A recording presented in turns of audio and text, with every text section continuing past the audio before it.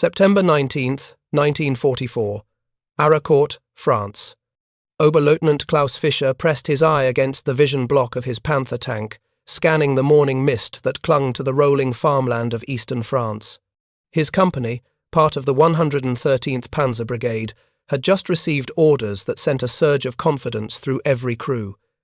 Intelligence reported American tank destroyers trapped in the open terrain ahead, thin-skinned M18 Hellcats, vehicles whose armor was so pathetic that even a 20mm anti-aircraft gun could penetrate it. Fischer smiled. His Panther's 75mm gun could punch through 4 inches of steel at 1,000 meters. The American vehicles had barely 1 inch of armor at their thickest point. This wouldn't be a battle. It would be an execution. 23 Panthers were converging on 12 American tank destroyers in terrain that offered nowhere to hide. The mathematics were simple and brutal. His radio crackled with the voice of Major Eric Lang, the battalion commander. All units, maintain formation. These Americans have made a tactical error. We will demonstrate what happens when light vehicles challenge German armor, Fischer acknowledged and ordered his driver forward. Through the thinning fog, he could make out the distinctive low silhouettes of American tank destroyers positioned near a cluster of farm buildings. They appeared stationary, waiting, exactly as German doctrine predicted. American crews, despite their industrial advantages, lacked the tactical sophistication of Wehrmacht veterans. They would stand and fight from fixed positions, and German firepower would obliterate them. What Fischer didn't know, what no intelligence briefing had prepared him for, was that he was about to witness a massacre, just not the one he expected. In the next 4 hours, those 12 American tank destroyers would destroy 9 Panthers, damage 7 more, and disappear before German guns could land a single effective hit. And Fischer would learn that everything the Wehrmacht had taught him about armored warfare was about to become obsolete. If you're enjoying this deep dive into the story, hit the subscribe button and let us know in the comments from where in the world you are watching from today. To understand what happened at Arracourt, you must first understand what Germany had built.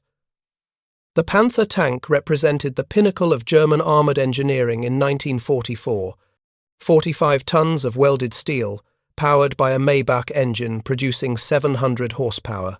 The 75mm KWK-42 gun could penetrate 140mm of armour at 1,000 meters, making it one of the most lethal tank weapons in the European theatre.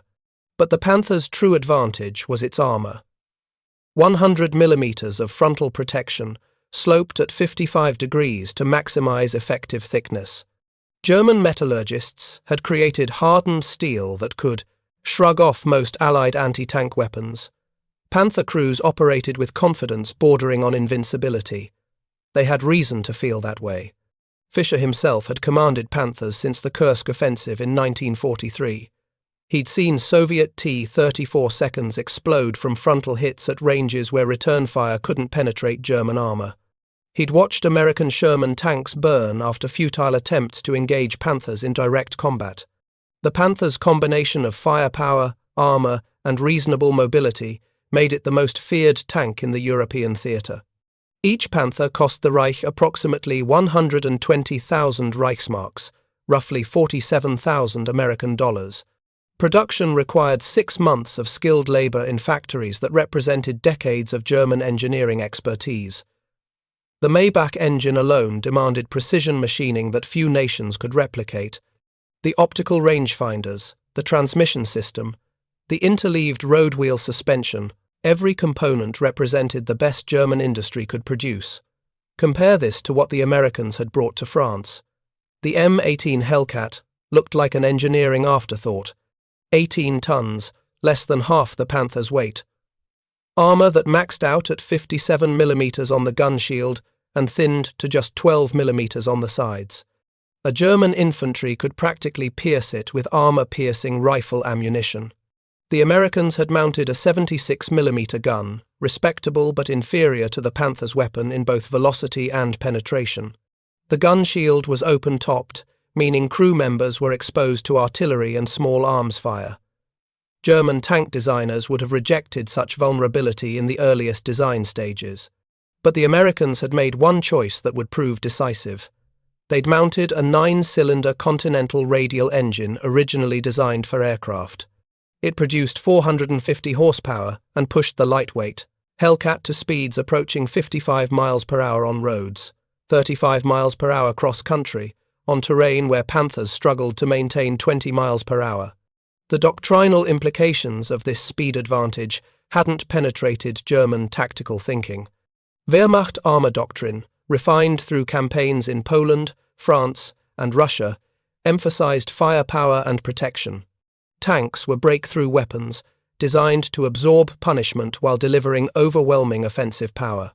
Mobility was useful for operational maneuver, but in tactical combat, the Germans believed that armor, thickness, and gun caliber determined outcomes. American tank destroyer doctrine represented a completely different philosophy. The M18 was never intended to slug it out with enemy armor in set-piece battles. Tank destroyer crews were trained to shoot and scoot, hitting enemy tanks from ambush positions before relocating to new firing points. Speed wasn't just an advantage, it was the entire defensive system. Fischer's training had never addressed opponents who refused to stand and fight. German tactical schools taught methodical advance, concentration of force, and systematic destruction of enemy positions. The concept that enemy vehicles might strike and disappear faster than German guns could traverse was simply absent from Wehrmacht doctrine. The American Hellcats arriving in France in autumn of 1944 represented the maturation of tank destroyer doctrine. Early war American anti-tank efforts had been disorganized, relying on towed guns and converted tanks that couldn't match German armor. The M18 program, initiated in 1942, aimed to create a vehicle fast enough to choose its battles and powerful enough to threaten any German tank from favorable angles. General Electric designed the turret traverse mechanism to rotate 360 degrees in just 20 seconds, faster than any other armored vehicle in the European theater. This meant Hellcat crews could engage targets, traverse to new threats, and relocate before enemy crews could respond. The open-topped turret, which seemed like a vulnerability, actually provided superior situational awareness compared to the closed fighting compartments of German tanks. By September 1944, American tank destroyer battalions had been refined through combat experience in North Africa, Italy, and Normandy. Crews knew exactly how to exploit their vehicles' advantages while minimizing exposure to enemy fire. They developed tactics for reading terrain, identifying firing positions, and coordinating movement that utilized the Hellcat's speed to create tactical situations where German armor advantages became liabilities. Fischer knew none of this as his Panther company advanced through the morning fog toward Arracourt. His intelligence briefings had mentioned American tank destroyers, but characterized them as defensive weapons, poorly armored and suitable only for ambush tactics against careless Wehrmacht units. Proper German tactical discipline would negate any American advantages. The terrain around Arracourt seemed to confirm Fischer's confidence. Rolling farmland broken by occasional wooded areas and farm buildings, but generally open with good fields of fire.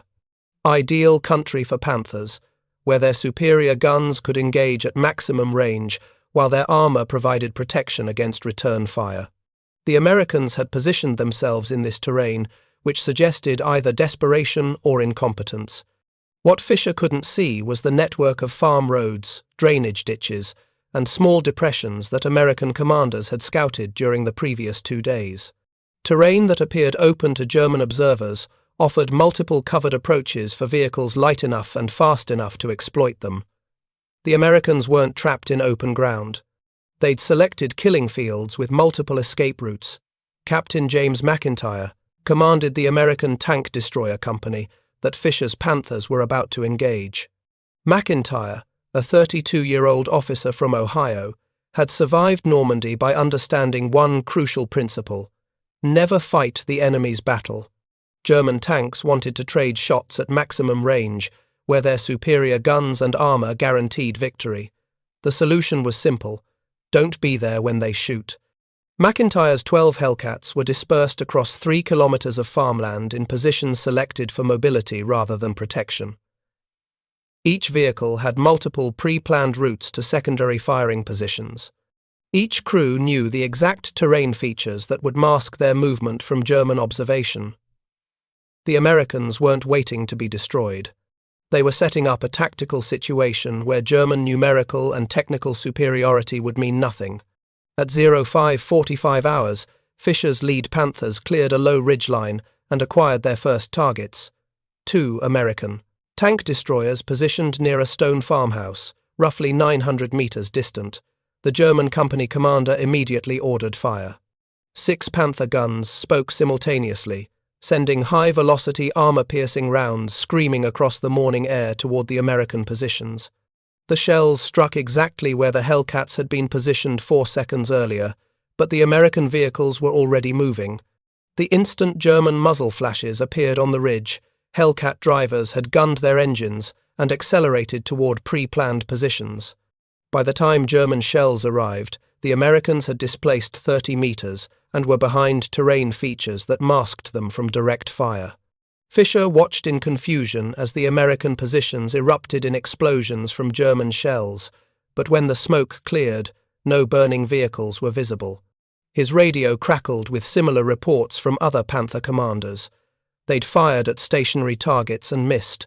Either the range estimation was wrong, which seemed impossible given the quality of German optical equipment, or the Americans had moved faster than German tactics anticipated. Before Fischer could analyze the situation, his Panther shuddered from an impact against the turret side. 50 millimeters of armor held, but the distinctive penetration scar of a high-velocity hit marked the steel. Fischer's commander instincts kicked in immediately. He traversed the turret toward the impact direction, searching for the shooter. Nothing. Empty farmland broken by a few scattered trees. Whoever had fired at his Panther had already displaced. Fischer keyed his radio to report the contact, but other Panther commanders were already flooding the net with similar reports. The Americans were firing from positions German crews couldn't identify, hitting German tanks from angles that shouldn't exist, and disappearing before return fire could be organized. McIntyre's Hellcat had fired that shot. His gunner, Sergeant William Hollis, had hit Fischer's Panther from 700 meters while their vehicle was moving at 25 miles per hour. The shot had been fired from a position behind a drainage ditch that German observers couldn't see from the ridgeline. Before German crews could locate the source, McIntyre's driver had accelerated through a gap between 2 farm buildings and relocated 400 meters to a completely different firing position. This was the tactical revolution that German doctrine couldn't address. The Hellcat's speed allowed it to create firing opportunities, take a shot, and relocate faster than German crews could execute the observe, orient, decide, act loop. By the time Panthers identified a threat and traversed their guns to engage, the threat had disappeared and was preparing to shoot from an entirely different location. At 0600 hours, the pattern of combat was clear. German Panthers were taking hits from multiple directions. Some rounds penetrated side armor. Others struck frontal plates at angles where even Panther armor couldn't provide protection. German return fire was invariably landing on empty ground. The Americans were fighting a cavalry battle against opponents designed for siege warfare. Fischer's company commander, Major Lang, recognized the tactical problem but had no solution in his training. German doctrine called for concentration of force and methodical advance. He ordered his Panthers to close formation and push toward the American positions, using speed and mass to overwhelm the defenders. It was exactly the wrong decision. As 23 Panthers began their advance across open farmland, McIntyre's Hellcats executed their ambush. The American tank destroyers had positioned themselves in 3 groups, each covering a different approach axis. When the Panthers advanced into the kill zone, they presented their vulnerable side armor to concealed American guns. The slaughter began at 0612. Sergeant Hollis fired first, his 76mm gun sending an armor-piercing round through a Panther's side armor at 500 meters. The German tank's ammunition exploded, sending the turret tumbling through the air in a fireball that marked the morning sky. Before the turret hit ground, 2 more Hellcats fired from different positions. 2 more Panthers stopped, one burning, the other immobilized with a destroyed drivetrain. Fischer watched 3 of his company's tanks destroyed in 15 seconds from positions his crew hadn't identified. His training said this was impossible. Light American vehicles couldn't kill Panthers this quickly, couldn't coordinate fire this effectively, couldn't maintain concealment while engaging at combat ranges. But the evidence was burning in front of him. Major Lang ordered his Panthers to disperse and seek cover. But dispersing meant individual tanks maneuvering across terrain they didn't know, away from supporting fire, exactly what the Americans wanted. As German tanks separated, Hellcat crews hunted them individually. McIntyre's vehicle alone destroyed 2 Panthers in the next 5 minutes, firing from 3 different positions before German crews could respond. If you find this story engaging, please take a moment to subscribe and enable notifications. It helps us continue producing in-depth content like this. The psychology of the engagement was as devastating as the physical destruction. German tank commanders, trained to feel invincible inside their heavily armored Panthers, found themselves flinching at every shadow. The hunter had become prey. Every farm building could hide an American gun. Every depression could mask a Hellcat preparing to fire. The confidence that had carried Wehrmacht armor across Europe was dissolving under fire from opponents who refused to fight German battles. Fischer's Panther took 2 more hits in the next 10 minutes. The first round penetrated the side armor and wounded his loader. The second struck the gun mantlet and jammed the traverse mechanism. Fischer's crew was effectively out of combat, unable to aim their gun, bleeding from shrapnel wounds, sitting in a vehicle that could be destroyed by the next American shot. He ordered his driver to reverse toward German lines, watching helplessly as other Panthers burned across the battlefield. The American tank destroyers seemed to be everywhere simultaneously, appearing to take shots before vanishing like ghosts. It wasn't until years later, studying American after-action reports, that Fischer would understand he'd fought against just 12 enemy vehicles whose speed and tactics had created the illusion of a much larger force. By 0730, Major Lang ordered a general withdrawal. In 45 minutes of combat, his company had lost 9 Panthers destroyed and 7 damaged. Not a single American tank destroyer had been hit. The mathematical impossibility of these results forced German commanders to completely revise their assessment of American tank destroyer capabilities. These weren't defensive weapons suitable only for ambush. They were offensive systems that could dominate terrain through superior mobility. The tactical lessons from that September morning rippled through Wehrmacht command structures with the force of a strategic defeat. Fischer's after-action report, filed from a field hospital where surgeons removed shrapnel from his shoulder, described enemy vehicles that could engage and disengage faster than German tactical doctrine could respond to.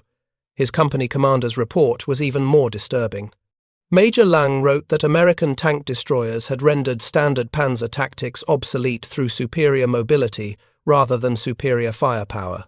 German intelligence officers initially dismissed these reports as exaggerations born from combat stress. The mathematics seemed impossible. 12 lightly armored vehicles destroying 9 Panthers and damaging 7 more without losses defied everything German tactical theory predicted. Panthers were supposed to dominate battlefields through superior engineering and veteran crew skill. The idea that American speed could negate German quality challenged fundamental assumptions about armored warfare, but the reports kept coming. Throughout late September and early October of 1944, German armored units across eastern France encountered American tank destroyer battalions using identical tactics. Fast, coordinated strikes from unexpected directions, multiple position changes during single engagements, refusal to accept decisive battle on German terms. The pattern was unmistakable and devastating. At Les, on September 27th, a panzer company lost 6 Panthers to American Hellcats in a 20-minute engagement. The German crews reported firing 37 rounds without scoring a single hit on American vehicles that seemed to appear and vanish at will. 1. German tank commander described watching an American tank destroyer fire from a position, displaced 200 meters, while his crew was still identifying the original firing point, and engage from a completely different angle before German guns could traverse. At Bures, on October 3rd, German reconnaissance elements walked into an ambush that cost them 4 Panthers and 3 Panzer IVs in the opening minutes of contact. The American tank destroyers had positioned themselves with multiple escape routes pre-planned. As soon as German return, fire began falling, the Hellcats displaced through terrain that German vehicles couldn't navigate. Narrow farm roads, soft ground near creek beds, gaps between buildings too tight for 45-ton Panthers. The weight difference between the two vehicles created tactical advantages that German engineers had never considered during the Panther's design phase. An M18 Hellcat exerted ground pressure of roughly 10 pounds per square inch. A Panther, despite its wider tracks, exerted nearly 13 pounds per square inch. This seemingly minor difference meant Hellcats could cross soft ground, damaged bridges, and narrow paths that would bog down or collapse under German armour. Captain McIntyre understood this advantage instinctively. His crews had spent the weeks after Normandy studying French topographical maps, identifying terrain features that could support 18-ton vehicles, but not 45-ton tanks. Farm roads built for agricultural equipment, stone bridges designed for horses and carts, not modern armour, creek crossings with soft approaches. Each terrain feature became a potential escape route that German pursuit couldn't follow. The psychological impact on German tank crews was even more significant than the physical destruction. Panther commanders who had operated with aggressive confidence since Kursk found themselves hesitant to advance, constantly scanning for threats, flinching at movement in their peripheral vision. The closed fighting compartments that provided protection also limited situational awareness. German crews couldn't see threats until they appeared in their vision blocks, by which time American tank destroyers had often already fired and were displacing. Fischer, after recovering from his wounds, participated in a tactical assessment conducted by 5th Panzer Army headquarters. The analysis examined why German armour was consistently losing engagements against numerically and technically inferior American forces. The conclusions were uncomfortable for Wehrmacht officers trained to believe in German tactical superiority. American tank destroyer crews operated with superior situational awareness due to their open-topped turrets. They could see threats developing and react faster than German crews in closed vehicles.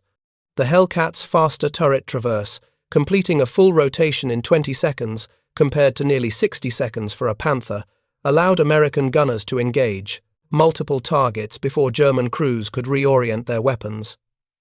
Most critically, American doctrine emphasized terrain exploitation in ways German training had never addressed. German tank commanders thought in terms of firing positions and fields of fire.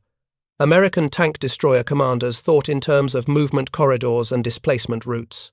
This fundamental difference in tactical philosophy meant Americans were always planning their next move, while Germans were still processing current threats. The industrial implications were equally disturbing from a German perspective. Each destroyed Panther represented 6 months of production time, skilled labour that Germany couldn't replace, and raw materials that were increasingly scarce under Allied bombing. The Reich had produced approximately 6,000 Panthers by late 1944. Each loss diminished German combat power in ways that couldn't be quickly restored. America, by contrast, had produced over 2,000 M18 Hellcats by the same period, and production was accelerating. The Hellcat required half the manufacturing time of a Panther, used aluminum components that were easier to source than the special steels German armour required, and could be produced in factories that lacked the precision tooling necessary for Panther construction. The cost analysis was even more lopsided. An M18 Hellcat cost approximately $50,000 to produce. A Panther cost approximately $117,000 when accounting for the specialized tooling, skilled labor, and material costs. For the price of 2 Panthers, America could field 4 Hellcats, and combat results showed those 4 Hellcats would destroy the 2 Panthers in any engagement where terrain allowed mobility to matter. Fischer participated in another engagement on October 7th near Moyenvik. His new Panther company, reinforced with replacements after the Arracourt disaster, encountered American tank destroyers during a flanking maneuver. This time, German commanders attempted to apply lessons learned. They advanced with infantry support, used artillery to suppress suspected American positions, and tried to control terrain that would limit Hellcat mobility. The Americans simply refused the engagement. McIntyre's company, operating in the same sector, identified German preparations and displaced before Panther guns could come into effective range. The German infantry struggled to keep pace with armored vehicles. Artillery fire landed on positions American tank destroyers had vacated minutes earlier, and attempts to control key terrain failed because the Americans chose different routes entirely. When Fischer's company finally acquired targets, the Americans were already at maximum effective range and preparing to displace. His gunner managed one shot that struck an American tank destroyer's front slope at 1,400 meters. The round, fired from a Panther's excellent gun, failed to penetrate the Hellcat's angled armor at extended range. Before a second shot could be fired, the American vehicle had reversed into dead ground and vanished. The engagement lasted 40 minutes. German forces fired 117 rounds from Panther guns, destroyed 0 American vehicles, and lost 2 Panthers to flank shots from American tank destroyers that approached through a wooded area German reconnaissance had reported as impassable to armor. Fischer's after-action report noted that American crews seemed to know French terrain better than German forces that had occupied the region for 4 years. The truth was simpler and more damaging to German pride. American tank destroyer crews studied maps obsessively, conducted terrain reconnaissance before every operation, and shared intelligence through radio networks that German forces couldn't intercept or jam. The Americans treated battlefield preparation as seriously as the actual fighting, while German commanders relied on tactical skill and superior equipment to overcome any situational disadvantages. By mid-October 1944, German armored doctrine in the West had been fundamentally revised. New tactical guidance emphasized avoiding engagement with American tank destroyers in terrain that favored mobility. Panzer commanders were instructed to use artillery and air support to fix American positions before committing armor. Infantry screens were thickened to deny American reconnaissance and early warning. Each adaptation consumed German resources and reduced offensive capabilities. Artillery that should have supported breakthrough operations was instead tied to defensive missions, protecting tanks from fast American vehicles. Infantry that should have been assaulting American positions was instead providing security for German armor. Air support, already scarce due to Allied air superiority, was diverted to locating and suppressing American tank destroyers before they could engage German tanks. The Battle of Arracourt, when American historians finally compiled the complete engagement data, revealed the full scope of German defeat. Between September 18th and 29th, 1944, elements of the 5th Panzer Army committed over 200 armored vehicles to breaking through American positions in eastern France. American tank destroyer battalions, fielding fewer than 60 M18 Hellcats, destroyed 114 German tanks and self-propelled guns while losing 25 of their own vehicles. The exchange ratio defied every prediction German planners had made about American combat effectiveness. German forces possessed superior individual vehicles, veteran crews with years of combat experience, and numerical superiority in most engagements. They lost decisively because American doctrine had evolved to fight a different kind of battle, one where German advantages became irrelevant. Fischer survived the war, surrendered to American forces, in April 1945, as Germany collapsed. During post-war interrogations, American intelligence officers asked specifically about Panther operations against M18 Hellcats. Fischer's response, recorded in intelligence summaries declassified decades later, provided the German perspective on American tank destroyer effectiveness. The American vehicle was inferior in every measurable way, Fischer stated. Thinner armor, weaker gun, less protection for crew. They created tactical situations where speed was more important than armor, where positioning mattered more than firepower. Our training never prepared us for opponents who could engage and disengage faster than we could respond. When asked what tactical changes might have allowed German forces to counter American tank destroyer operations, Fischer's answer was blunt. Different tanks, different doctrine, different war. The Panther was designed for breakthrough, operations where armor and firepower would overwhelm defensive positions. The Americans designed their tank destroyer to never be in positions where enemy armor and firepower could be brought to bear. It wasn't a question of better tactics. It was incompatible philosophies of how armored vehicles should be employed. The statistical analysis conducted by American armor officers after the war revealed patterns that validated Fischer's assessment. In engagements where terrain forced Hellcats to fight at ranges beyond 800 meters, German Panthers achieved roughly equal exchange ratios. The Panther's superior gun and armor could compensate for American mobility when battles occurred at extended ranges in open terrain. But in engagements where terrain provided cover, concealment, and multiple movement routes, American Hellcats achieved kill ratios exceeding 3-to-1 against German armor. The M18 speed allowed crews to dictate engagement ranges, select firing positions that negated German armor advantages, and break contact before German guns could deliver effective fire. The doctrinal revolution extended beyond individual tactics to operational planning. American commanders learned to use tank destroyer battalions as mobile reserves, rushing them to threatened sectors where they could blunt German armored attacks through hit-and-run tactics. German commanders found themselves unable to achieve breakthrough even when they achieved local superiority, because American tank destroyers would appear at critical moments to disrupt German momentum.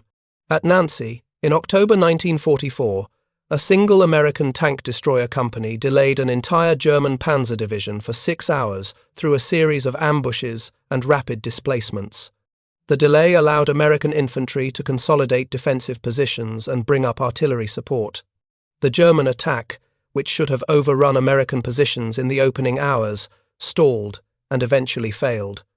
All because 12 M18 Hellcats could strike and disappear faster than German forces could respond. The production numbers tell the broader strategic story. Germany manufactured 6,204 Panthers during the entire war.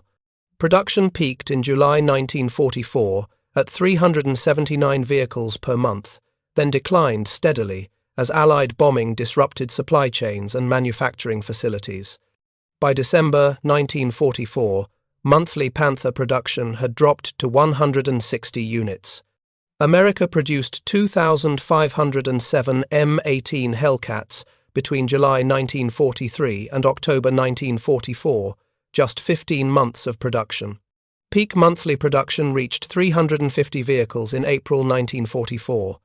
American factories could have maintained or increased this production rate indefinitely, but military planners concluded that sufficient quantities had been produced to meet operational requirements. The cost efficiency was equally stark. Total German investment in Panther production exceeded $726 million when calculated at 1944 exchange rates. American investment in M18 production totaled approximately $125 million. America fielded a tank destroyer force that consistently defeated German armor while spending less than 1/5 the production cost. The raw material requirements painted a similar picture. Each Panther required extensive use of molybdenum, tungsten, and specialized steel alloys that Germany struggled to source under wartime conditions. The M18 used aluminum for many components, conventional steel grades that America could produce in unlimited quantities, and commercial engines that required no specialized tooling. German Panthers required replacement parts that took weeks to manufacture and ship forward. American Hellcats could be maintained with parts produced by civilian industry and delivered through established logistics networks. The crew training pipeline favored American approaches even more dramatically. German Panther crews required 6 months of specialized training at armor schools that taught tactics, gunnery, and maintenance procedures specific to the vehicle. The training pipeline could produce approximately 400 new crews per month, barely enough to replace combat losses and crew new production. American tank destroyer crews received 3 months of basic training, followed by 2 months of unit-level instruction. The shorter training cycle reflected simpler doctrine, more reliable vehicles, and tactics that emphasized crew initiative over rigid adherence to established procedures. American training facilities could produce over 1,000 new crews per month, far exceeding both production rates and combat losses. The Battle of the Bulge in December 1944 demonstrated how thoroughly American tank destroyer doctrine had evolved. German forces committed their last strategic reserves to a surprise offensive through the Ardennes, achieving initial success through concentration of force and aggressive tactics. But within days, American tank destroyer battalions had infiltrated German rear areas and were systematically disrupting supply lines and destroying isolated armored formations. The M18's speed allowed it to move faster than German reconnaissance could track. Hellcat companies would appear at crossroads deep behind German lines, destroy supply columns and soft-skinned vehicles, then disappear before German security forces could respond. The psychological impact was devastating to German forces already struggling with fuel shortages and limited mobility. Vith, American tank destroyers, held defensive positions that should have fallen in the opening hours of the German offensive. The Hellcats used the same tactics that had proven effective at Arracourt, engaging German armor from unexpected angles before displacing to new positions. German commanders found themselves unable to achieve breakthrough even when they possessed overwhelming local superiority. The final statistics from the European campaign validated every aspect of American tank destroyer doctrine. M18 Hellcats accounted for approximately 12% of all German armor destroyed in the European theatre from June 1944 through May 1945. This percentage understates actual impact because many German tanks were abandoned when crews perceived themselves to be under attack by American tank destroyers, even when the Hellcats hadn't actually engaged. The cost-benefit analysis was overwhelming. America spent $125 million producing a tank destroyer force that destroyed German armor assets worth well over $1 billion at replacement cost. The strategic return on investment exceeded 8-1, making the M18 program one of the most economically efficient weapons systems of the entire war. Post-war analysis by both American and German military theorists concluded that the Hellcat represented a fundamental challenge to traditional armored warfare doctrine. Heavy tanks with thick armor and powerful guns had dominated military thinking since tanks first appeared in World War I. The M18 demonstrated that mobility could substitute for protection when combined with proper tactics and crew training. The influence extended to Cold War armor development.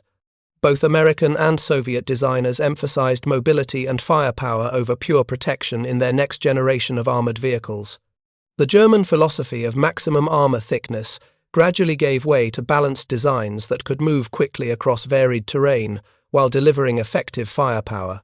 Modern main battle tanks trace their conceptual lineage more to the M18 Hellcat than to the German Panther. Current vehicles like the M1 Abrams emphasize speed and maneuverability, alongside protection and firepower.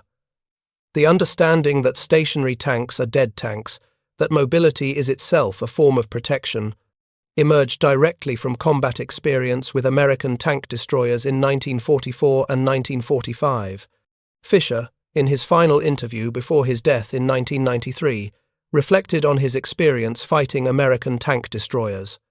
"We built the perfect tank for the war we wanted to fight," he said. The Americans built an adequate vehicle for the war that actually happened.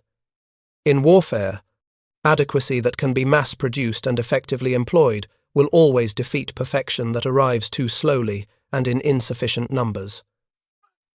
The 12 M18 Hellcats that destroyed 9 Panthers at Arracourt while traveling at 55 miles per hour represented more than a tactical victory. They demonstrated that industrial democracy, properly organized and intelligently applied, could defeat technical excellence and veteran skill through superior doctrine and mass production. The ghosts that haunted German Panzer crews from France to Germany weren't superior vehicles. They were adequate vehicles employed by crews who understood that winning battles required creating tactical situations where your advantages mattered and enemy advantages didn't. German engineers had created the Panther as a solution to the problem of Soviet T-34 seconds and American Shermans. They built a tank that could destroy any Allied armor in existence from ranges where return fire couldn't penetrate German armor. It was a perfect answer to the wrong question. The Americans hadn't tried to build better tanks. They'd built faster tanks and trained crews to fight battles where speed mattered more than armor. The mathematics of industrial warfare proved decisive. For every hour German factories spent building one Panther, American factories produced 2 Hellcats. For every German crew that completed training, America trained 3 Hellcat crews. For every tactical situation where the Panther's armor provided advantage, American doctrine created 3 situations where the Hellcat's speed was decisive. The legacy of the M18 extended into conflicts decades after World War II ended. Israeli armor forces studied American tank destroyer tactics during their wars with Arab neighbors, learning that mobility and positioning could defeat numerically superior armored forces. Soviet doctrine incorporated lessons about rapid repositioning and shoot-and-scoot tactics into their operational planning. Even the Vietnamese People's Army applied principles derived from Hellcat operations, using speed and terrain knowledge to offset American technological advantages during the Vietnam War. Military academies worldwide now teach the Arracourt engagement as a case study in how doctrine and tactics can overcome material disadvantages.